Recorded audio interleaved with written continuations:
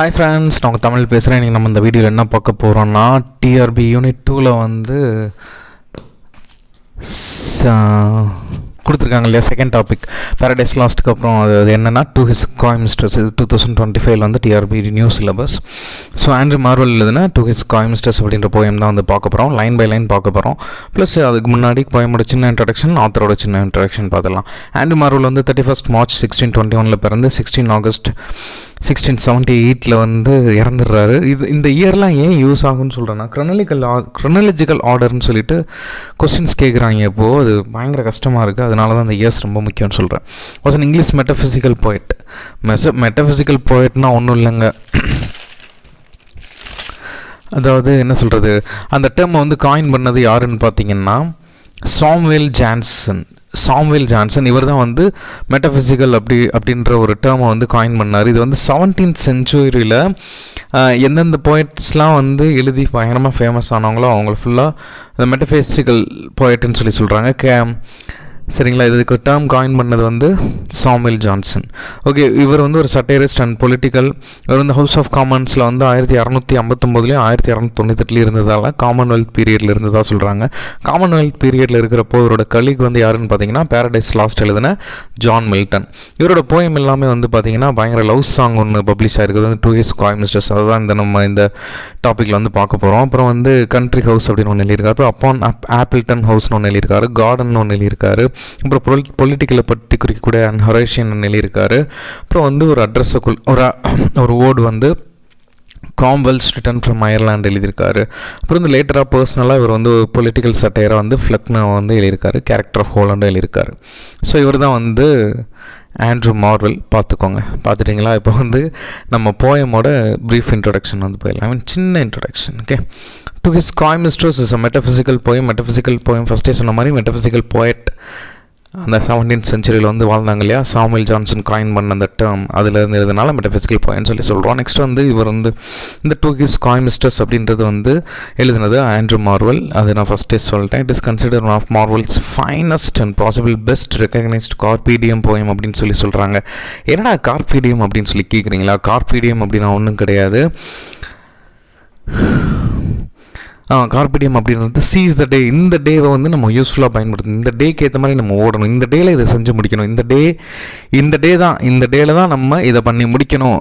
இந்த டேக்குள்ளே இதை முடிச்சிடணும் அப்படின்றது தான் இந்த சீஸ் த டே. இந்த நாளை யூஸ் பண்ணுவோம், இந்த நாளை பயனுள்ளதாக ஆக்குவோம்னு சொல்லிட்டு தான். ஸோ அதுதான் வந்து லாட்டினில் வந்து கார்பீடியம் அப்படின்ற வேர்டு வந்து இங்கிலீஷில் நம்ம ட்ரான்ஸ்லேட் பண்ணி பார்த்தோம்னா சீஸ் த டே அப்படின்ட்டு இருக்கும். அதனால தான் அது கார்பீடியம் போயம்னு சொல்லுவாங்க. ஏன்னா இந்த போயட் ஆண்ட்ரூ மார்வெல் வந்து அவரோட லவ்வர்கிட்ட வந்து இந்த நாள் நம்ம யூஸ் பண்ணிக்கிறோம், எதுக்காக யூஸ் பண்ணுவோன்றதை நான் போயமில் சொல்கிறேன். சரிங்களா?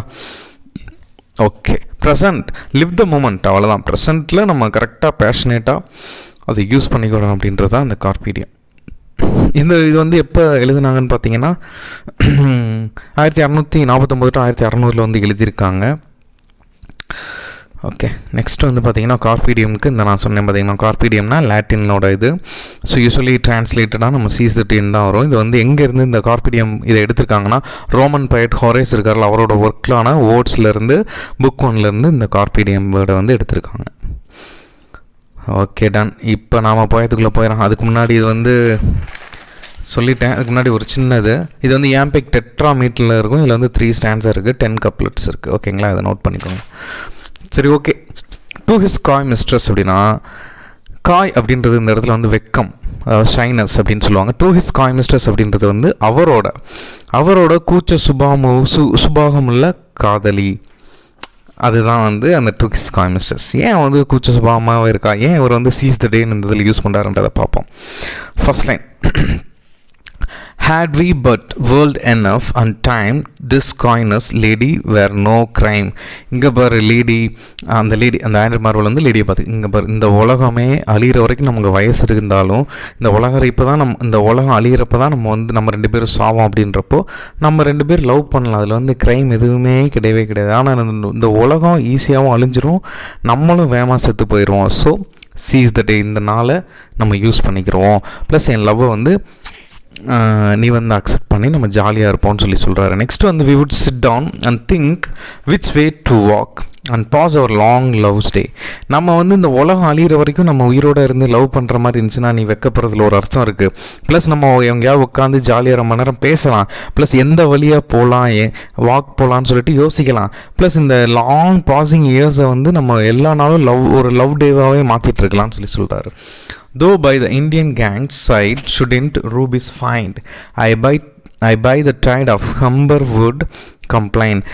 இப்போ இதே மாதிரி இந்த உலகம் அதே தான் சேம்.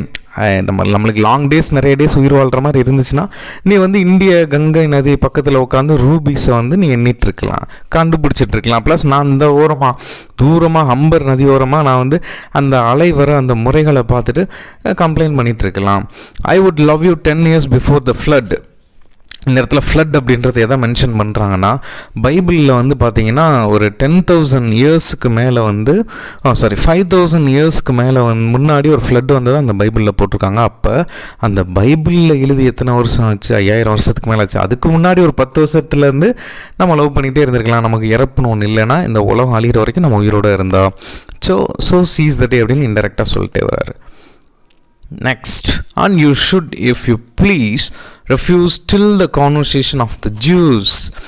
இங்கே பாரு, எப்பயுமே இந்த உலகத்தில் வந்து ஜூஸ் வந்து கிறிஸ்டினாக மாறுறதுக்கு சான்ஸே இல்லை. அப்படி சப்போஸ் ஜூஸ் எல்லாருமே வந்து கிறிஸ்டினாக மாறுற வரைக்கும் நம்ம டைம் இருந்தால் ஜாலியாக மெதுவாக லவ் பண்ணுவோம். நீ வந்து இந்த மாதிரி வெக்கப்பட்டாலும் பரவாயில்ல, நம்ம லவ் பண்ணிகிட்டே இருப்போம். ஆனால் நம்மளுக்கு டைம் இல்லை, சீஸ் த டே அப்படின்னு சொல்லி இன்டெரக்டாக சொல்கிறாரு. My vegetable love should grow vaster than empires and more slow. கண்டிப்பாக அதே தான் ஃபஸ்ட்டு சொன்னது தான். டைம் இருந்துச்சுன்னா இந்த என்னோட ஒரு காய்கறி எவ்வளோ மெதுவாக வளருமோ அந்த மாதிரி ஒரு எம்பையர்ஸை விட மெதுவாக வந்து அந்த காதல் வந்து நம்ம வளர்த்துக்கலாம் டைம் இருந்துச்சுன்னா. 100 years should go to the price eyes. Suppose நம்மளுக்கு டைம் இருந்துச்சுன்னா உன்னோட ஐஸை மட்டும் வர்ணிக்கிறதுக்கு கிட்டத்தட்ட 100 வருஷம் நான் எடுத்துப்பேன். And on thy forehead gaze, உன்னோட நெத்தி அழகையும் ப்ளஸ் வந்து உன்னோட ஐஸை வர்ணிக்கிறது 100 years எடுத்துப்பேன். Plus 200 to adore each breast. உன்னோட 2 மார்பகங்களையும் நான் வந்து வர்ணிக்கிறதுக்கு கிட்டத்தட்ட 200 வருஷம் கூட எடுத்துப்பேன். But 30,000 to the rest. மீதி இருக்கிற பாகங்கள் எல்லாத்துக்கும் நான் வந்து 30,000 வருஷம் கூட நான் எடுத்துக்கிறேன் அப்படின்னு சொல்கிறான். And age at least to every part. உன்னோட ஒவ்வொரு பாகங்களை வர்ணிக்கிறதுக்கும் நான் ஒவ்வொரு யுகம் வந்து நான் எடுத்துக்கிறேன் அப்படின்னு சொல்கிறான் டைம் இருந்துச்சுன்னா. At last age should show your heart. அந்த கடைசி யுகம் ஒன்று இருக்கு இல்லையா, நம்ம சாகிறதுக்கு முன்னாடி ஒரு யுகம் இருக்கு இல்லையா, அந்த யுகத்தில் வந்து உன்னோட அந்த இதயத்தை பற்றி நான் வந்து மனசை பற்றி நான் வந்து தெரிஞ்சுக்க ட்ரை பண்ணுவேன். For lady you deserve the state. கண்டிப்பாக இப்போ நான் சொன்ன எல்லாமே வந்து அது எல்லாத்துக்குமே நீ தகுதியானவ தான். நார் would I love at lower rate. இந்த இடத்துல என்ன சொல்கிறாங்கன்னா, எப்போயுமே ஒரு லோவர் லேட்டாக நம்மளோட லவ் வந்து நான் எப்போயுமே வச்சுக்க மாட்டேன் அப்படின்னு சொல்லிட்டு வந்து சொல்கிறான். But at my back I always hear time's விங் ஷேர் இட் ஹரிங் நியர். ஆனால் நம்மளுக்கு டைம் இல்லை, டைம் ஓடிட்டே இருக்குது. அந்த டைம் அப்படின்றது வந்து ஒரு பயங்கரமான ஒரு ரெக்கை கட்டி பறந்து வர ஒரு சேரியட்லேயே என்னை பின்தொடர்ந்துட்டே இருக்குது. And yonder all before us lie desert of vast eternity. இந்த இடத்துல என்ன சொல்கிறாருன்னா, டெசர்ட் அப்படின்றது வந்து நம்ம செத்ததுக்கப்புறம் பெர்மனெண்ட்டாக ஒரு பிளேஸ் போகல. ஃபார் எக்ஸாம்பிள் ஒன் டே எல்லாருமே வந்து செத்து போயிடுவோம். செத்து போனதுக்கப்புறம் நம்ம எல்லாருமே வந்து பெர்மனெண்ட்டாக ஒரு பிளேஸை தேடி போவோம் இல்லையா, அதுதான் அந்த இடத்துல டெசர்ட் அப்படின்னு சொல்லிட்டு மென்ஷன் பண்ணுறாரு. Okay, next. Thy beauty shall no more be found, nor in thy marble wall shall sound my echoing song. Then worms shall try that long preserved virginity. அதாவது உன் அழகு இப்போ எந்த அளவுக்கு அழகாக இருக்கும், நீ செத்ததுக்கப்புறம் அப்படி இருக்க போகிறது இல்லை. உன்னை ஒரு கல்லறையில் வந்து அடைச்சிருவாங்க. அடைச்சதுக்கப்புறம் மார்பிள்லாம் போட்டு உன்னை வந்து அடக்கம் பண்ணிடுவாங்க. அதுக்கப்புறம் நான் என்ன தான் உன்னை பற்றி லவ்வபுளாக சாங் பண்ணாலும் எந்த எக்கோ உனக்கு கேட்கவே கேட்காது. ப்ளஸ் இவ்வளோ நாள் நீ பொத்தி பாதுகாப்பாக சாகிற வரைக்கும் வச்சுருந்த உன்னோட வெர்ஜினிட்டி வந்து ஒரு புழுக்களால் அரிக்கப்பட்டு அதை வந்து போயிடும் அப்படின்னு சொல்லிட்டு சொல்கிறாரு. And your quaint honor turn to dust. நீ வந்து நேர்மையாக வாழ்கிறப்ப ஃபுல்லாக நேர்மையாக இருந்த பார்த்தியா, அந்த நேர்மை உன்னோட அந்த கண்ணியம் கட்டுப்பாடு எல்லாமே வந்து தூசி மாதிரி போயிடும். And into ashes all my lust, என்னோட காம உணர்ச்சி எல்லாமே வந்து சாம்பலாக போயிடும். The grave's a fine and private place but none I think do there embrace. நீ வந்து நினைக்கலாம் நம்ம செத்ததுக்கப்புறம் நிம்மதியாக தனியாக இருக்கலாம்னு சொல்லிட்டு, ஆனால் அது வந்து ஒரு ப்ரைவேட் பிளேஸாக ஃபைனாக இருக்கலாம். பட் யாருமே அங்கே வந்து ஒன்று துணைக்காகவோ ஒன்று கட்டிப்பிடிக்கவோ வரமாட்டாங்க. Now therefore while the youthful hue sits on thy skin like morning dew. ஆனால் இப்போ நீ வந்து பார்த்தேன்னா டைம் இருக்குன்னு நினச்சிட்டு இருக்க. இப்போ ப்ரெசண்ட்டில் உன்னோட ஸ்கின் வந்து நல்ல கலர்ஃபுல்லாக, ஹியூ அப்படின்னா கலர்ஸ். ஸோ உன்னோட அந்த மார்னிங்கில் அந்த பனித்துளி வந்து புல் மேலே வரும் இல்லையா, அந்த டியூ மாதிரி அழகாக இருக்குது உன்னோட ஸ்கின் டோனு.